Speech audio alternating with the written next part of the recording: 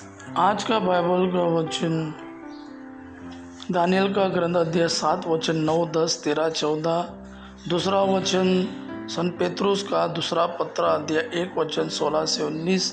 और आज का सुसमाचार सन लूकस के अनुसार अध्याय 9 वचन 28 से 36।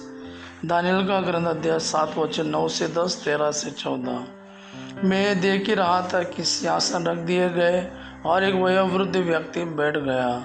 उसके वस्त्र हिम की तरह उज्ज्वल थे और उसके सिर के केस निर्मल ऊन की तरह। उसका सिंहासन ज्वालाओं का समूह था और सिंहासन के पहिए धधकती अग्नि। उसके सामने से आग की धारा बह रही थी। सहस्रों उसकी सेवा कर रहे थे, लाखों उसके सामने खड़े थे। न्याय की कार्रवाई प्रारंभ हो रही थी और पुस्तकें खोल दी गई थी। मैं रात का दृश्य देख रहा था और देखो, आकाश के बादलों पर मानव पुत्र जैसा कोई आया। वह वयोवृद्ध के यहाँ पहुँचा और उसके सामने लाया गया। उसे प्रभुत्व, सम्मान तथा राजत्व दिया गया। सभी देश, राष्ट्र और भिन्न भिन्न भाषा भाषी उसकी सेवा करेंगे। उसका प्रभुत्व अनंत है, वह सदा ही बना रहेगा। उसके राज्य का कभी विनाश नहीं होगा। यह प्रभु का वाणी है। दूसरा वचन सन पेत्रुस का दूसरा पत्र अध्याय 1 वचन 16 से 19। जब हमने आप लोगों को अपने प्रभु यीशु मसीह के सामर्थ्य तथा पुनरागमन के विषय में बताया, तो हमने मनगढ़ंत कथाओं का सहारा नहीं लिया, बल्कि हमने अपने ही आँखों से उनका प्रताप उस समय देखा है जब उन्हें पिता परमेश्वर के सम्मान तथा महिमा प्राप्त हुई।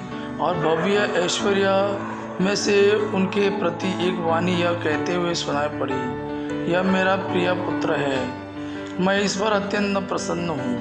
जब हम पवित्र पर्वत पर उनके साथ थे, तो हमने स्वयं स्वर्ग से आती हुई यह वाणी सुनी थी। इस घटना द्वारा नबियों की वाणी हमारे लिए और भी विश्वसनीय सिद्ध हुई। इस पर ध्यान देने में आप लोगों का कल्याण है, क्योंकि जब तक पौ नहीं फटती और आपके हृदयों में प्रभात का तारा उदित नहीं होता, तब तक नबियों की वाणी अंधेरे में चमकते हुए दीपक के सदृश है।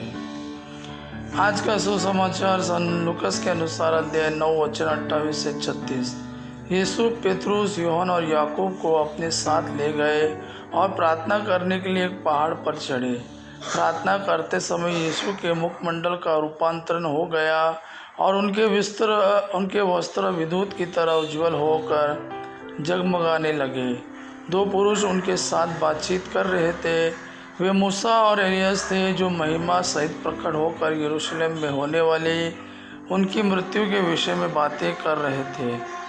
पेत्रुस और उनके साथी जो ऊँघ रहे थे, अब पूरी तरह जाग गए। उन्होंने यीशु की महिमा को और उनके साथ उन दो पुरुषों को देखा।